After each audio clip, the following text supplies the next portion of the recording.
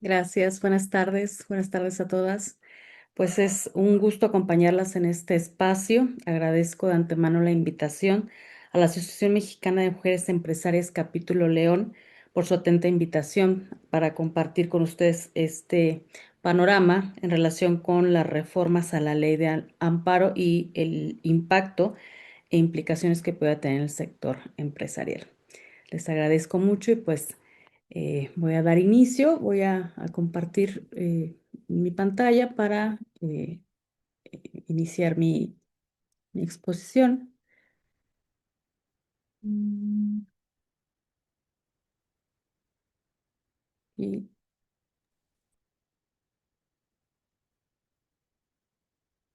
esta reforma, cuando hablamos de la reforma a la ley de amparo, podría parecer que se trata de un tema estrictamente técnico o propio del ámbito jurídico. Sin embargo, lo que esta reforma introduce, parece que está caminando sola, la verdad es que... Mm,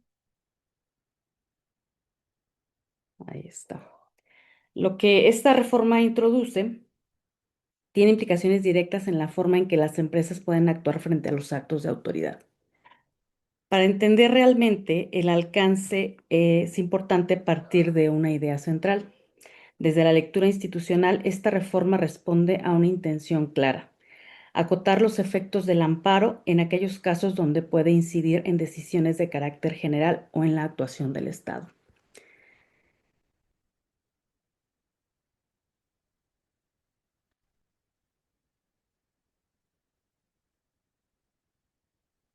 Un primer elemento relevante en esta reforma es el juicio de amparo digital. Estas reformas son las que se publicaron en el Diario Oficial de la Federación el 16 de octubre del 2025. En la exposición de motivos se adoptaron varios cambios, adiciones a la ley en varias temáticas. Entonces, mi exposición va a ir ordenada en esos términos. Y entonces, la primera temática, que fue materia de una adición y también de algunos ajustes en lo que ya existía en la ley de amparo, es en este tema del amparo digital. Ya se había implementado con anterioridad en la ley de amparo la posibilidad de que las partes accedieran al amparo a través de la vía electrónica, del portal de servicios en línea con el que cuenta el Poder Judicial de la Federación. Sin embargo, aquí hay un cambio muy preciso respecto de la forma de notificar, que es en lo que considero podría impactar al sector empresarial y a todas las partes que ingresan a través de la vía electrónica al juicio de amparo. Con anterioridad,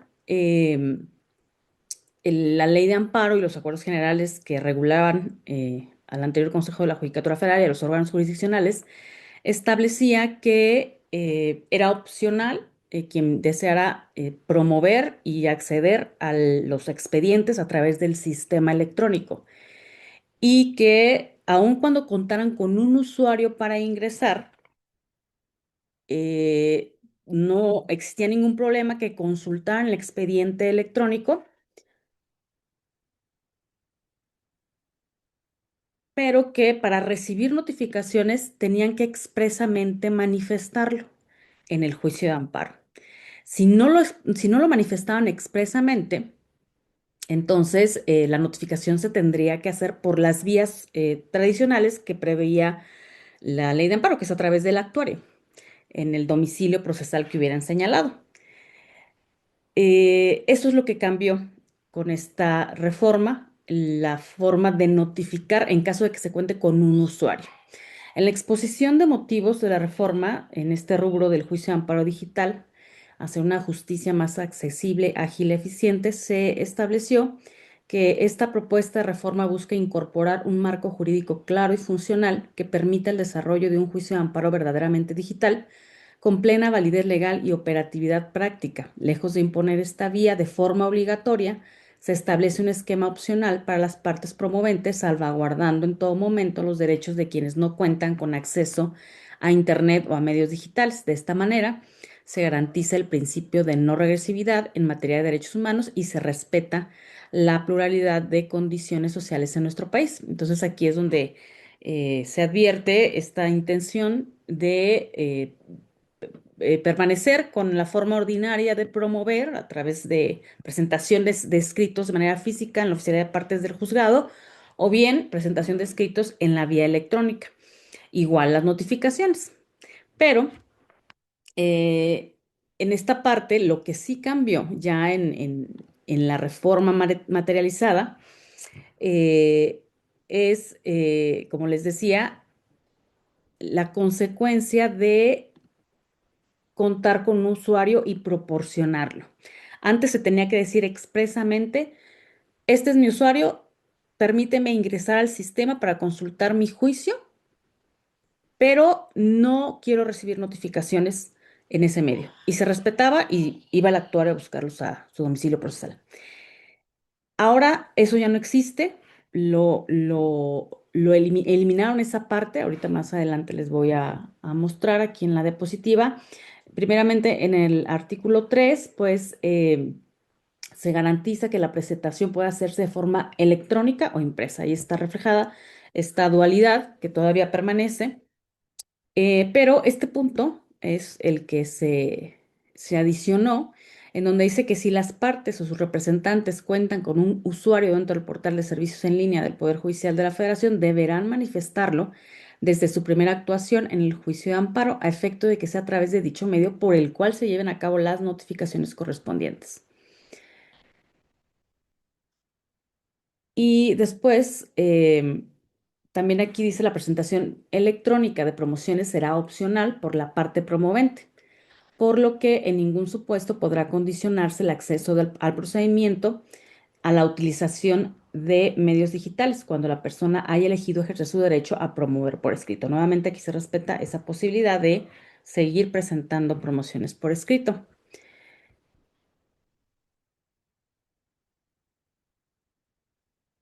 Aquí es donde les comento que esto que está rayado es la disposición anterior de la ley de amparo, en donde se decía,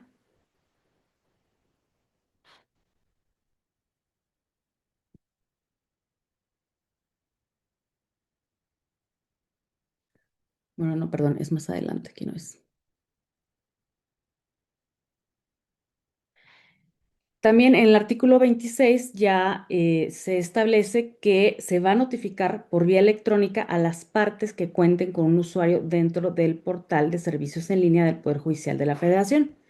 Y lo mismo ocurre con las notificaciones personales que están en el artículo 27, en donde se dice que cuando obre en autos que la persona cuenta con un usuario dentro del portal de servicios en línea del Poder Judicial de la Federación, la notificación se va a hacer de forma electrónica. Parece que no tengo aquí la diapositiva donde se eliminó esta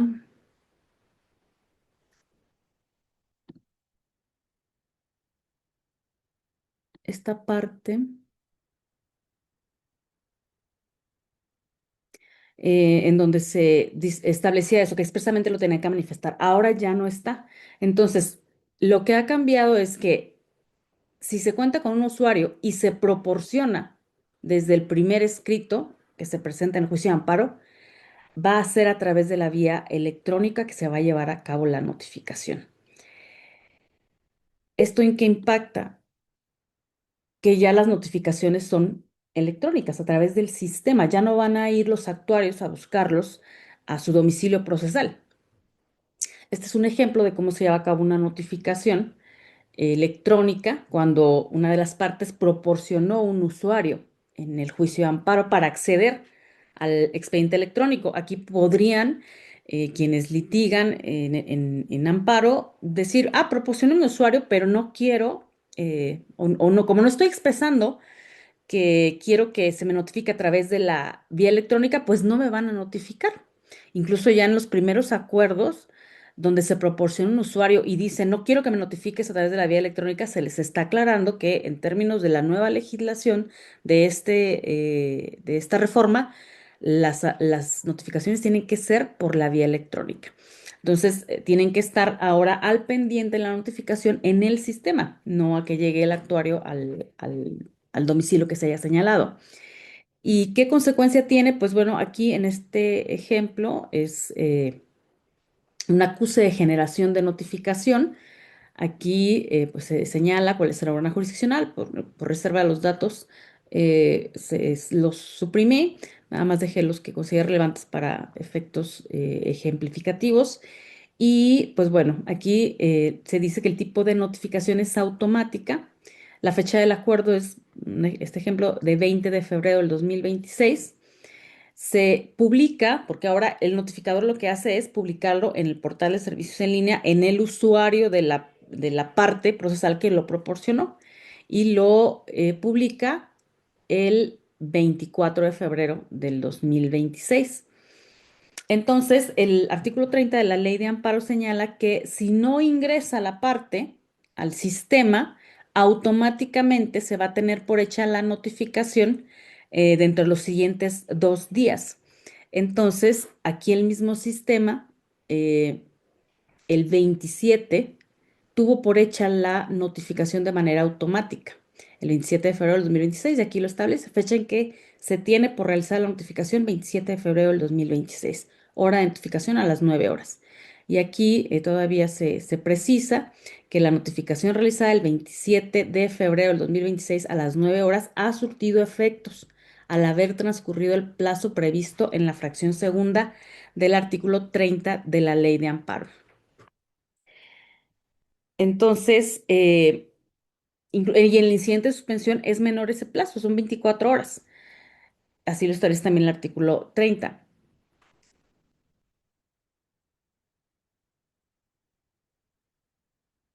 Eh, ah,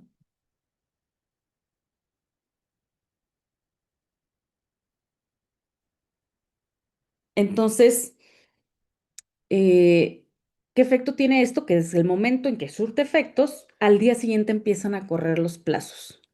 Y si el litigante o la parte no está al pendiente de estas notificaciones en el portal electrónico, entonces pues se van a perder los plazos y eso ha ocurrido desde que se publicó y entró en vigor esta reforma, que fue el 16 de octubre de 2025.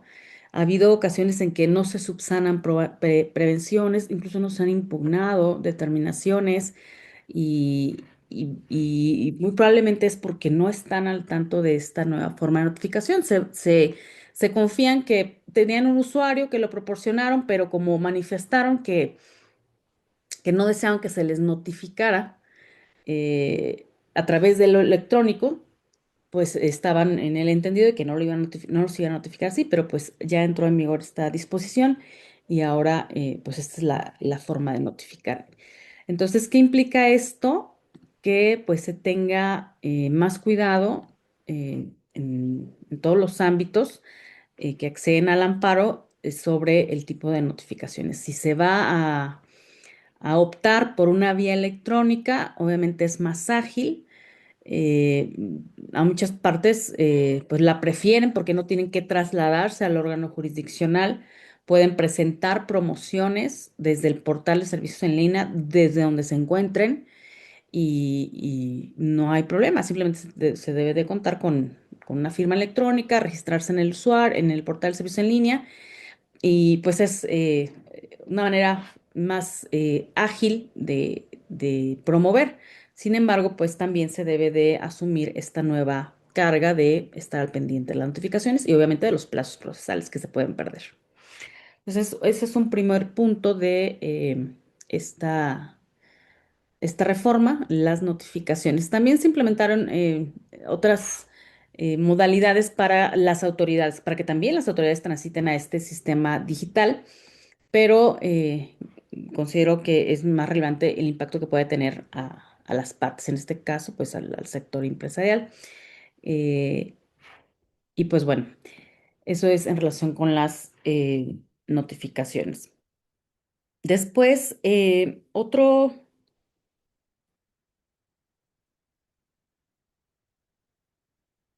otro elemento de esta reforma está aquí, es la delimitación del interés legítimo.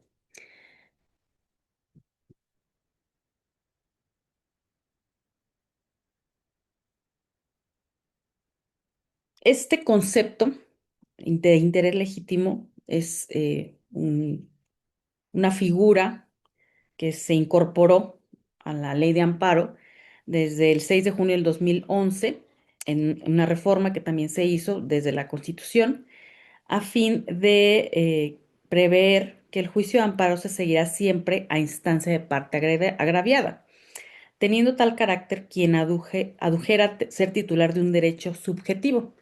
Eh, y se adicionó en aquel entonces, desde aquel entonces, que también podía ir al amparo quien tuviera un interés legítimo, individual o colectivo, siempre que alegara que el acto reclamado violentaba los derechos relacionados en la Constitución, afectando de manera real y actual su esfera jurídica de manera directa en virtud de su especial situación frente al orden jurídico.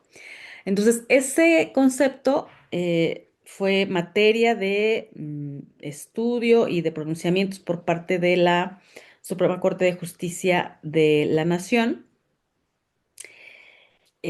durante más de una década, emitiendo jurisprudencia y criterios para aclarar qué alcance tenía este concepto. Entonces, lo que se hace en esta reforma es clarificar y delimitar qué significado debe de tener de acuerdo con esos criterios con algunos de ellos, los primeros de la Suprema Corte. Entonces, en la exposición de motivos se dijo que para consolidar el interés legítimo que facilite el acceso al juicio de amparo sin distorsionar la naturaleza de acceso a la protección de derechos humanos, en la defensa de intereses colectivos o difusos, se propone establecer de forma clara y precisa los elementos que lo integran conforme al parámetro de control constitucional que desarrolló en la jurisprudencia la Suprema Corte de Justicia de la Nación. De ahí que en el artículo, ya me voy aquí, eh, quinto, que es donde ya se establecía esa figura del interés legítimo, se adicionó esta última parte en donde dice que tratándose del interés legítimo, la norma o acto o omisión reclamado deberá ocasionar en las personas quejosas una lesión jurídica individual o colectiva, real y diferenciada del resto de las personas, de tal forma que su anulación produzca un beneficio cierto y no meramente hipotético o eventual en caso de que se otorgue el amparo. Una explicación muy sencilla, muy básica para entender estos conceptos, tanto el interés jurídico, que es el que ya estaba desde el 2000, desde antes del 2011, eh, y el interés legítimo que se incorporó en esa fecha y ha evolucionado con los criterios de la Suprema Corte y ahora se delimita con eh, este párrafo que se adiciona, sería en el sentido de señalar que se tiene interés jurídico cuando la ley, el acto o la omisión de autoridad me afecta directamente. Se tiene interés legítimo cuando la ley, el acto o la omisión de la autoridad no está dirigido a mí, pero de alguna manera sí me afecta en mi entorno laboral, empresarial, incluso de comunidad, ambiental. Ha habido muchos ejemplos por parte de la Suprema Corte de Justicia de la Nación cuando aclaraba este concepto o delimitaba los elementos que debían contenerse para considerarlo actualizado. Y un ejemplo de ellos lo encontré en un criterio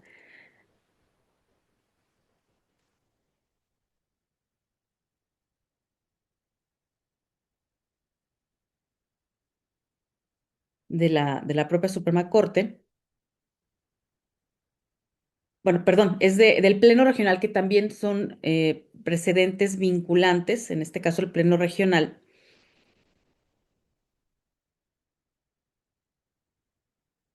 es Norte,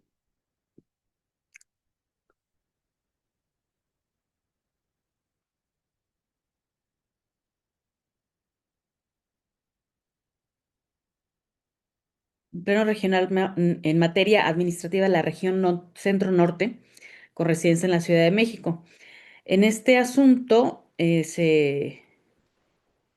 se trataba de una demanda de amparo que promovieron bajo este concepto de interés legítimo los sujetos cuya actividad económica era la relativa a la comercialización y expendio de gas licuado de petróleo en el estado de Nuevo León. Para acudir al juicio de amparo reclamaron la inconstitucionalidad del artículo octavo, fracción 22 y decimosexto tránsito de la Ley de Movilidad Sostenible del Estado de Nuevo León. En esas disposiciones se establecía que debía de entenderse por energía limpia para el uso de vehículos automotores destinados al autotransporte público y de carga. Y en ese tipo de energía se excluía al gas licuado de petróleo, que es también llamado autogás. Y se preveía un plazo de 5 años para que los propietarios o poseedores dejaran de utilizar ese tipo de vehículos. Esto es, quienes tuvieran autotransportes públicos y de carga que usaran ese gas o autogás o gas licuado de petróleo. Y que únicamente utilizaran los energéticos que se enumeraban en esta lista de energía limpia. Entonces, este criterio surgió a virtud de dos criterios de tribunales, en donde uno decía que sí procedía el amparo porque tenían interés legítimo las personas que comercializaban ese gas licuado, y otro tribunal dijo que no lo tenían. Entonces, el Pleno Regional determinó que sí lo tenían porque estas disposiciones que se impugnaron de inconstitucionales estaban dirigidas a los propietarios o poseedores de este tipo de vehículos que usaban este gas. Pero finalmente sí les iba a afectar a quienes comercializaban ese gas.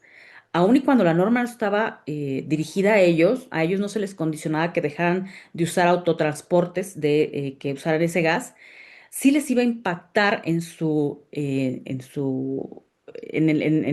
la actividad empresarial a la que se dedicaban, pues porque iban a dejar de vender ese tipo de gas. Entonces, este pleno regional, quien dilucidó esta controversia, estos criterios contradictorios, resolvió que sí tenían interés legítimo estos sujetos cuya actividad consistía en la comercialización o expendio de gas licuado, porque sí estaban frente a una norma que afectaba en el ámbito que ellos producían.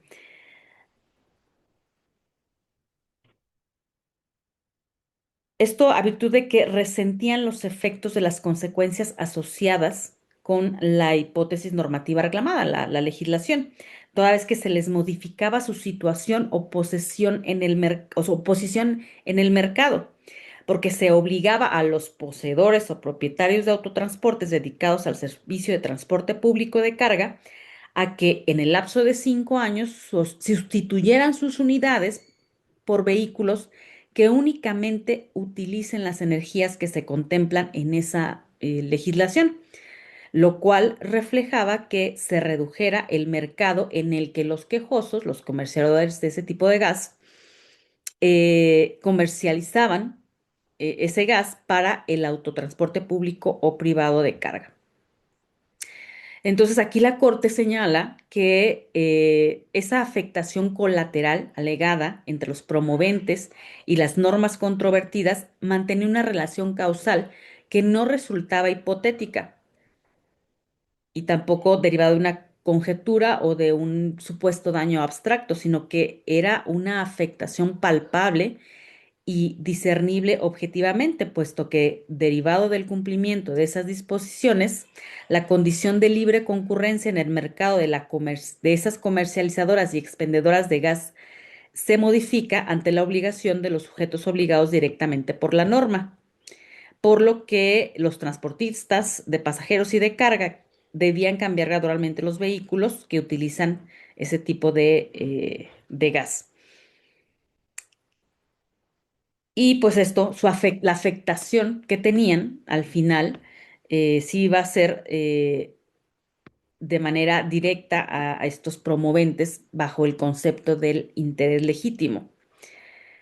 Entonces aquí el Pleno Regional consideró que pues sí era una afectación real, que son los elementos que contiene esta definición que se incorporó a la ley, ¿no? Que sea una lesión real y diferenciada del resto de las personas, de tal forma que cuando se anule ese acto, a virtud de la concesión del amparo, van a tener un beneficio cierto y no meramente hipotético o eventual en caso de que se otorgue el amparo. Entonces, ese es un ejemplo que consideré muy ilustrativo para eh, identificar la diferencia entre el interés legítimo y el interés jurídico y los conceptos que aquí el legislador rescató de los criterios que la Suprema Corte ha emitido para identificar cuándo se está ante un interés legítimo.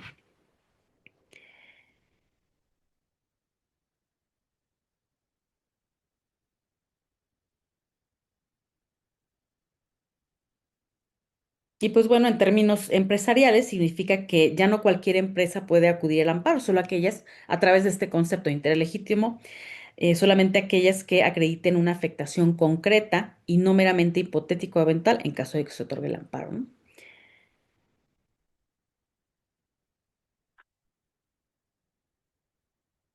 Otro punto que abordó esta reforma es en materia fiscal.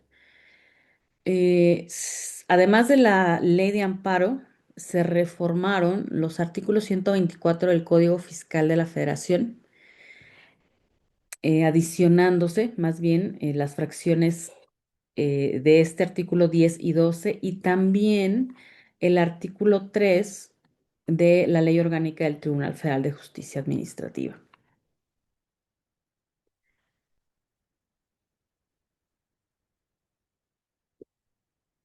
En la exposición de motivos de esta reforma, que no nada más fue de la ley del Código Fiscal de la Federación y de la Ley Orgánica del Tribunal Federal de Justicia Administrativa, también fue en la Ley de Amparo, como enseguida les voy a mostrar, se dijo en la exposición de motivos que las modificaciones propuestas para la Ley de Amparo conllevan necesariamente a la armonización de otros instrumentos particularmente por lo que hace a cobro de créditos fiscales firmes, esto es, de créditos que hubieran sido determinados en resoluciones emitidas por la autoridad fiscal, que hubieran sido impugnadas y que hayan quedado firmes por resolución de autoridad competente, cuyo cobro se ve entorpecido por la interposición de nuevos medios de defensa. Concretamente, el recurso de revocación contemplado en el Código Fiscal de la Federación o con el juicio contencioso administrativo presente en la Ley Orgánica del Tribunal Federal de Justicia Administrativa.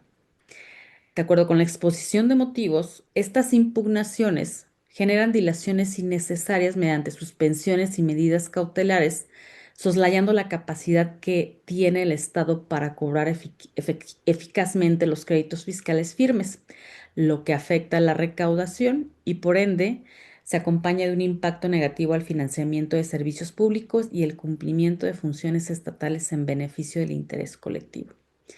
Esa fue la razón por la que cambiaron estas legislaciones y pues bueno, además se tomó en cuenta considerar también la improcedencia de estos medios de defensa, esa fue la solución propuesta, que ya no fueran procedentes, eh, al igual que aquellos que se promovieran contra actos o resoluciones que resuelvan sobre solicitudes de prescripción respecto de créditos fiscales determinados en resoluciones liquidatorias que hubieran sido impugnadas y que hayan quedado firmes por resolución de autoridad competente.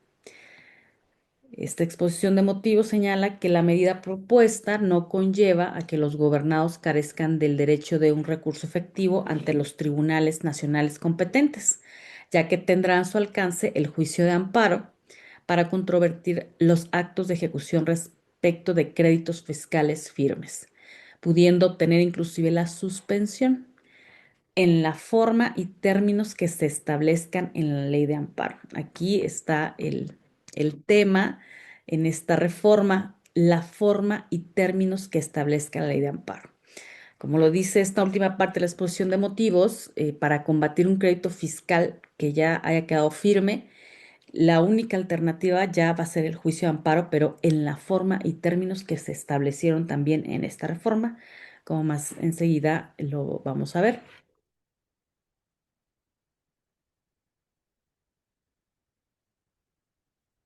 Entonces, ya quedó materializada esta reforma, primeramente en el Código Fiscal. En el artículo 124, pues se establecía que era improcedente el recurso de revocación que se haga valer contra los actos administrativos, y lo que se adicionó en ese artículo fue que va a ser improcedente el recurso de revocación contra los actos administrativos que el contribuyente manifieste desconocer. También va a ser improcedente contra aquellos actos en los que se exige el pago de créditos fiscales que ya hayan quedado firmes, y también va a ser improcedente en contra de actos administrativos en donde se hubiera solicitado la prescripción de créditos fiscales y que también ya hubieran quedado firmes.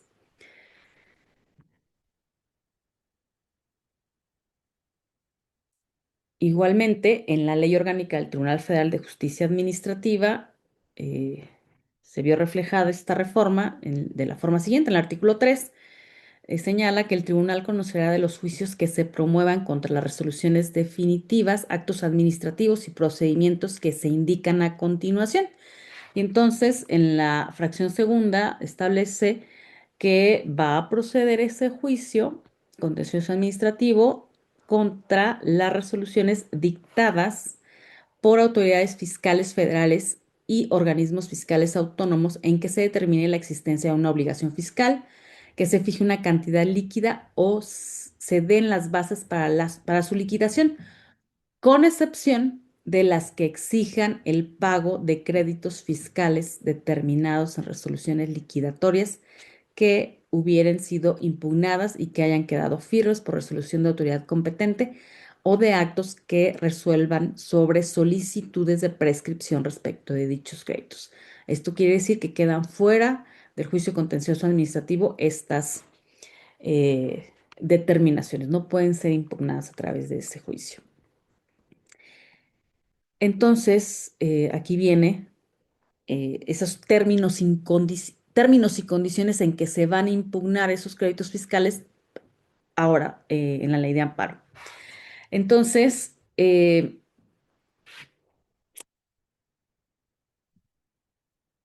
la ley de amparo,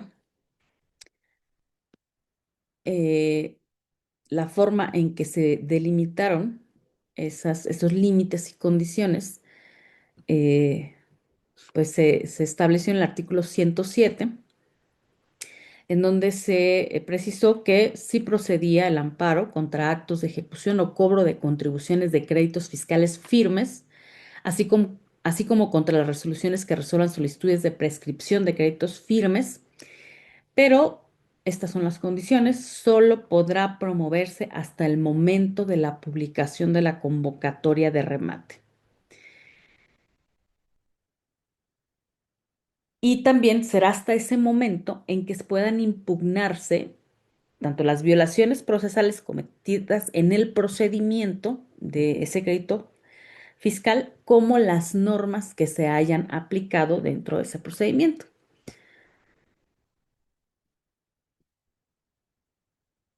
Y entonces aquí en el artículo 107 quedó de esta forma, que si va a ser procedente, el amparo indirecto procederá, fracción segunda, contra actos o omisiones que provengan de autoridades distintas a los tribunales judiciales, administrativos o del trabajo.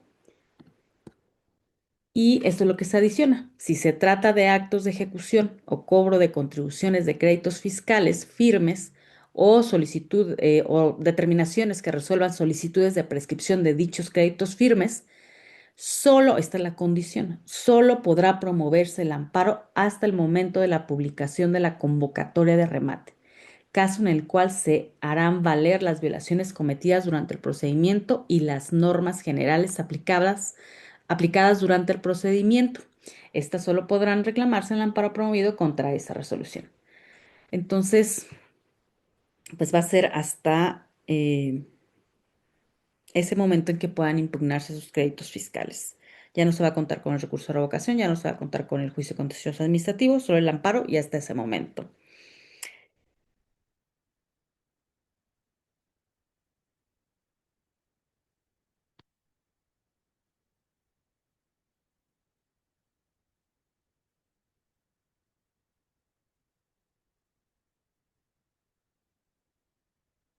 Entonces, aquí es donde yo advierto un punto crítico de esta reforma, porque de acuerdo con la exposición de motivos, lo que se busca es garantizar la eficacia de los mecanismos de recaudación y evitar que determinados medios de impugnación ordinarios, como lo eran el recurso de revocación previsto en el Código Fiscal de la Federación y el juicio contencioso administrativo, eh, retardaran el cobro de esos créditos fiscales. Entonces, ¿qué va a implicar esto? Como les decía, que tratándose de créditos fiscales, el amparo será procedente hasta etapas más avanzadas del procedimiento ordinario que genere el crédito fiscal. Esto es hasta el momento de la, perdón, de la publicación de la convocatoria de remate y pues hasta ese momento es que se podrá hacer valer el amparo en contra de ese acto, las violaciones al procedimiento e incluso la impugnación de la normatividad que se haya aplicado si así se desea hacer.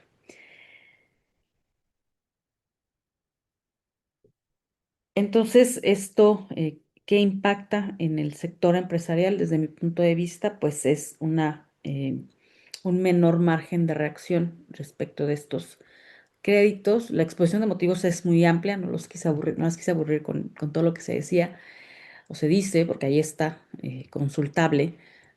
Se enumeran la cantidad de amparos que se promovieron y de recursos eh, de revocación ante del Código Fiscal y juicios contenciosos administrativos y que retrasaron el cobro de esos créditos fiscales. Entonces, eh, desafortunadamente, pues esto va a tener un impacto a quienes se les establezca un crédito fiscal, porque pues va a ser hasta este momento ya avanzado del crédito que pueda combatirse.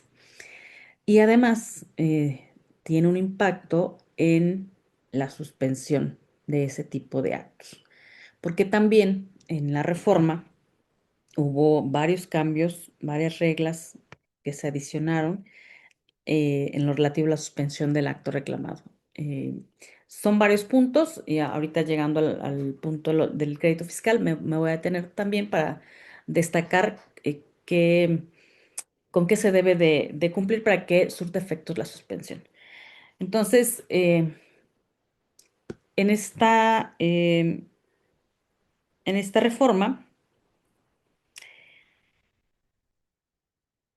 primeramente se adicionaron requisitos al artículo 128 para otorgar la suspensión. En cualquiera de los casos, estos son los requisitos que de manera general debe observar el juzgador para otorgar la suspensión a petición de parte.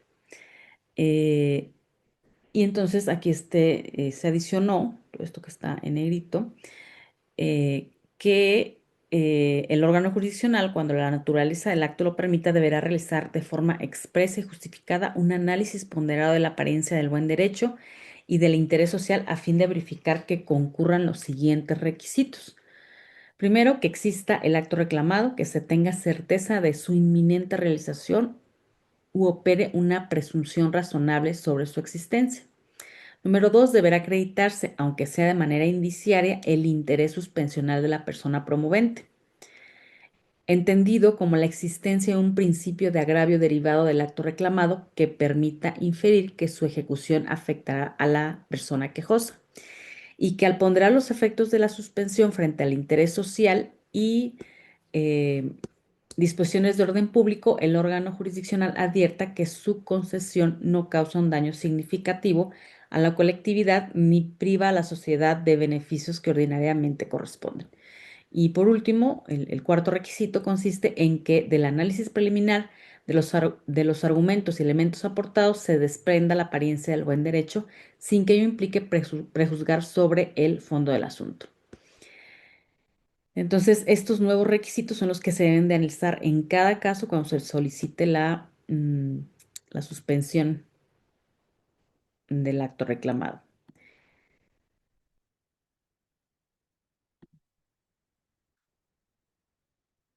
Y bueno, en el artículo 129 es donde se establecían eh, los conceptos en donde se consideraba que se seguía perjuicio al interés social o se contravienen disposiciones de orden público, y eso impide al juzgador conceder amparo.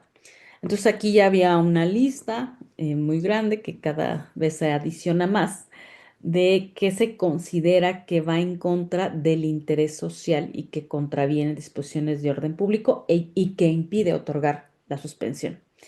Y entonces aquí se adicionan más fracciones, esta fracción, la fracción quinta, no dice que pues se seguirá este perjuicio al interés social y al orden público cuando, de concederse la suspensión, se permita la comisión o continuación de actos, operaciones o servicios que puedan favorecer, prestar ayuda, auxilio o cooperación de manera efectiva en operaciones con recursos de procedencia ilícita o conductas ilícitas relacionadas que pudieran dañar el sistema financiero en los términos de las leyes vigentes. El órgano jurisdiccional, en todo caso, dejará a salvo los recursos necesarios para el pago de salarios u otro tipo de obligaciones contraídas con trabajadores, de alimentos decretados por la autoridad competente o bien para asegurar la subsistencia de la persona física titular de la cuenta y de sus acreedores alimentarios, así como de créditos fiscales o hipotecarios para viviendas de uso propio mientras se resuelve el juicio de amparo, supuestos que deberán de quedar acreditados. Entonces, cuando se dé cuando del acto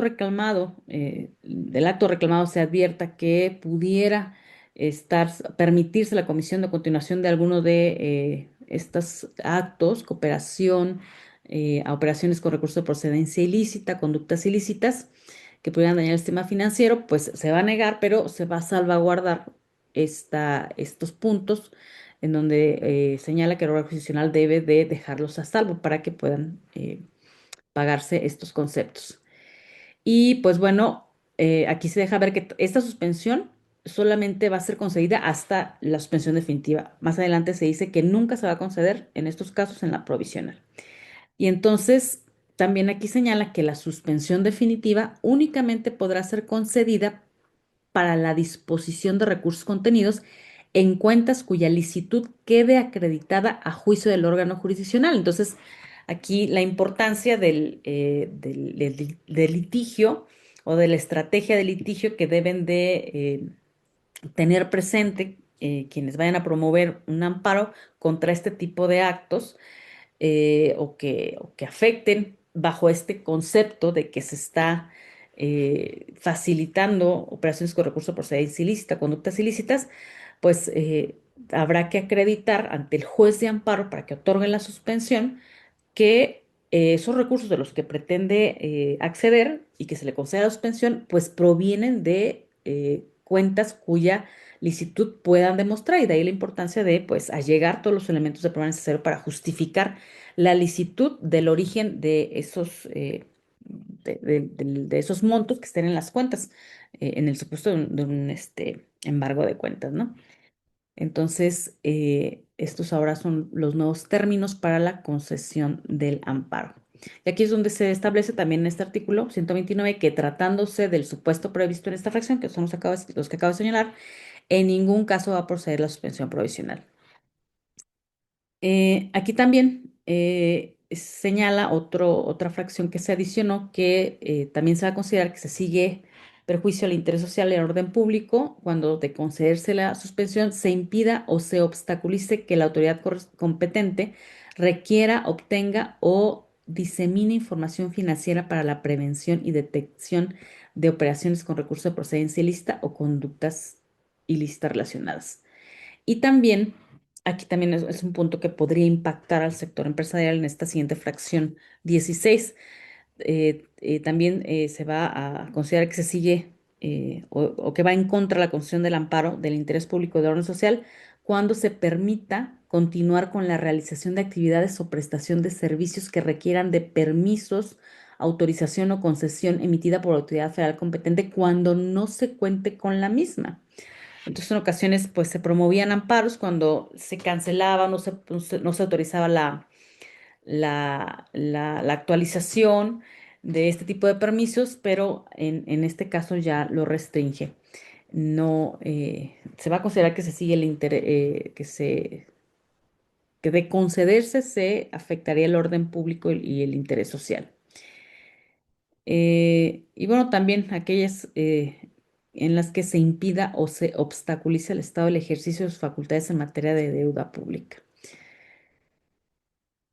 Entonces, aquí viene la reforma en relación con los créditos fiscales y la suspensión.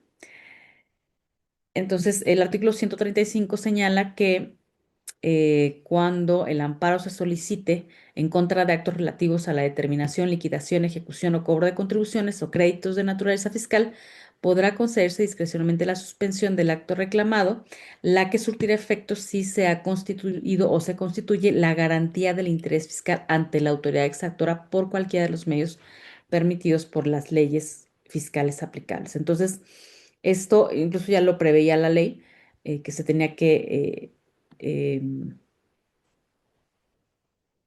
garantizar el interés fiscal.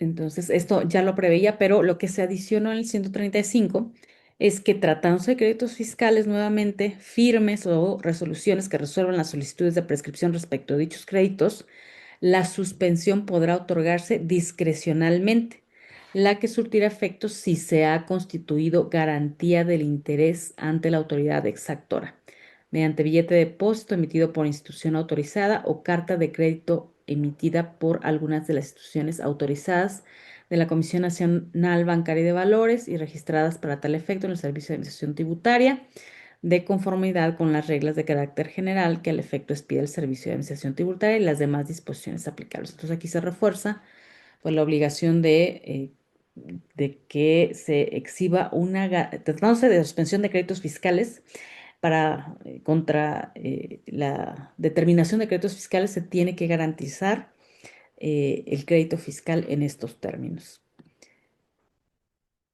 Y pues bueno, otro de los impactos que tuvo esta reforma es la prohibición expresa para otorgar eh, la suspensión con efectos generales cuando se reclame la inconstitucionalidad de normas generales. Esto ya se estableció en el artículo 148. Ya no se pueden hacer extensivas. Hubo muchos asuntos en los que, en materia de competencia económica, telecomunicaciones, cuando una persona promovía un juicio de amparo, se consideraría que tenía que hacerse extensiva a las demás personas que pudieran verse afectadas con esas suspensiones y pues eso motivó que ya se restringiera de esta manera. Las suspensiones no tienen efectos generales cuando se reclame la inconstitucionalidad de alguna norma. Y pues bueno, el otro aspecto que también se incorporó es en materia penal, en el sentido de que tratándose de delitos de prisión preventiva oficiosa, pues el único efecto que puede tener es que la persona permanezca acá en el lugar donde debe estar recluida. Esto es, ya no podrá tampoco hacerse una interpretación o distinta a la que establece este artículo. Y que pues la suspensión, efectivamente, no podrá otorgarse con efectos distintos a los expresamente previstos en este numeral. Otro punto que también fue objeto de adiciones fue controlar los plazos del juicio de amparo. No sé si cuando muevo mi cursor se ve, que muevo cuando comparto la pantalla que se ve mi imagen en las de los demás. Lo muevo para leer la lámina, pero bueno, espero que no les estorbe. Entonces, en el artículo 111 también de la ley se condicionó a ampliar la demanda solamente contra aquellos actos que no hubieran sido conocidos con anterioridad a la presentación de la demanda. Y también, pues, se refuerza que no procederá a la ampliación de la demanda fuera de los casos que prevé el artículo 111. Esto, de acuerdo con la exposición de motivos, fue con la finalidad de que no se retrase el juicio de amparo y que durante el trámite del juicio de amparo se impugnen nuevos actos que incluso ya eran del conocimiento de la parte quejosa. Eh,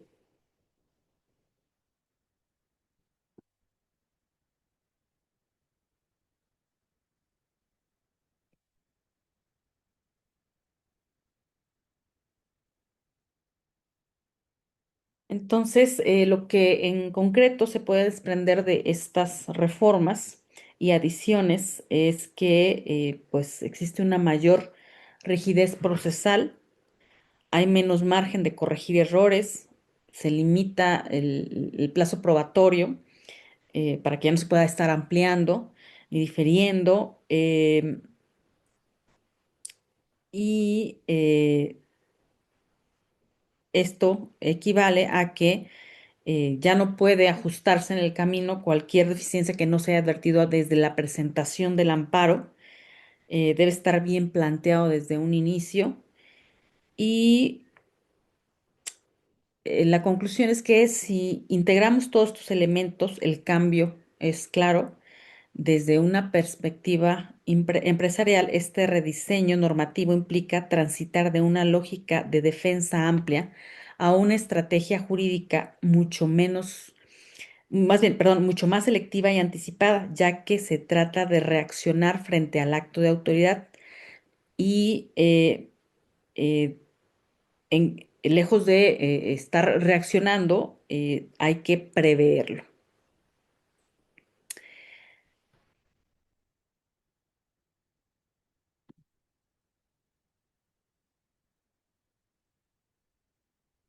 Entonces, en conclusión, qué deben de hacer las empresas frente a este nuevo entorno?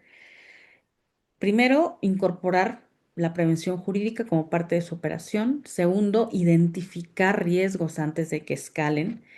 Y tercero, tomar decisiones legales de manera oportuna, porque hoy más que nunca el litigio debe de ser estratégico y en particular de prevención, porque como ya se vio, la posibilidad de combatir, incluso a través del amparo, pues ya es limitada y en etapas muy avanzadas y con los requisitos que ya señalábamos. Entonces, la prevención creo que es la mejor arma que pueden tener para evitar este tipo de situaciones, de litigios que van a ser complicados y ya no podrán paralizarse estos actos desde que se tiene conocimiento de ellos. Van a tener que avanzar hasta aquella etapa, tratándose de créditos fiscales y pues bueno, la suspensión también tiene sus limitaciones.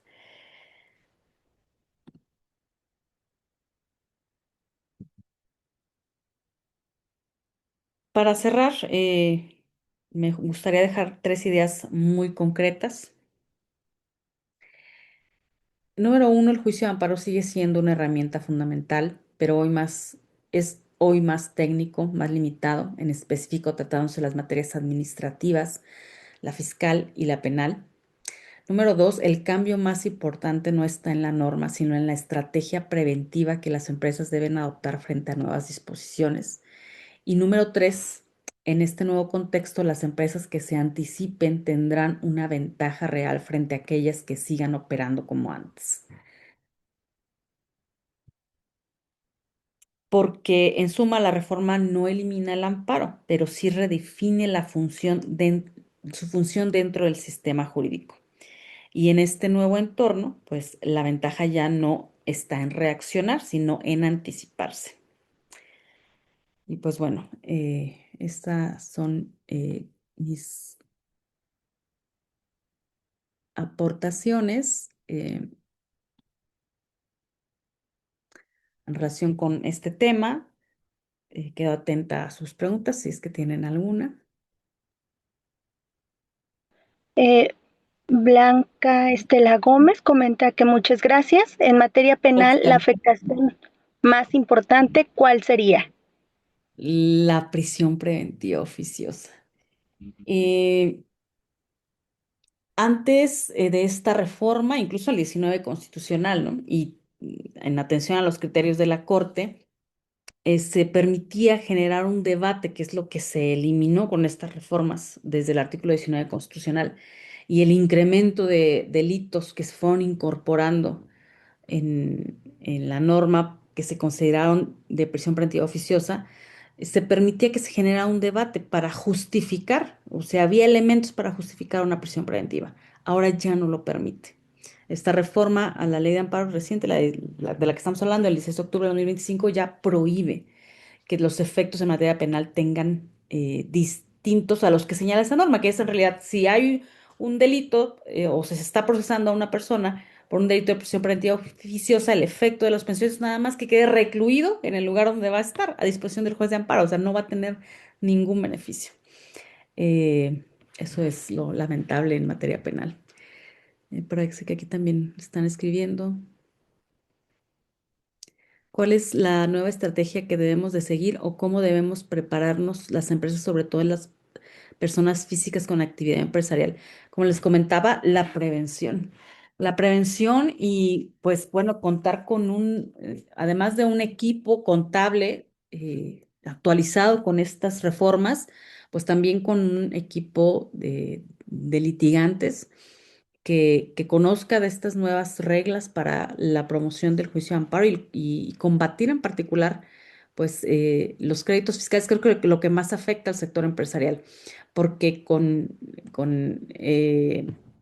esas determinaciones incluso podría llegar a impactar en el bloqueo de alguna cuenta, ¿no?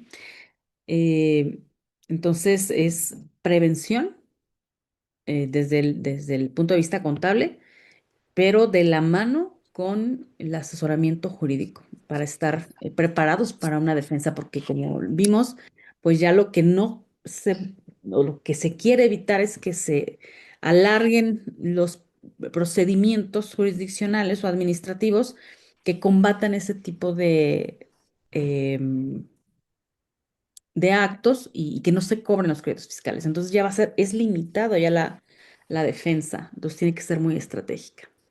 Parece que ya no hay preguntas. Pues bueno, Sí, nuevamente les agradezco su tiempo. Muchas gracias.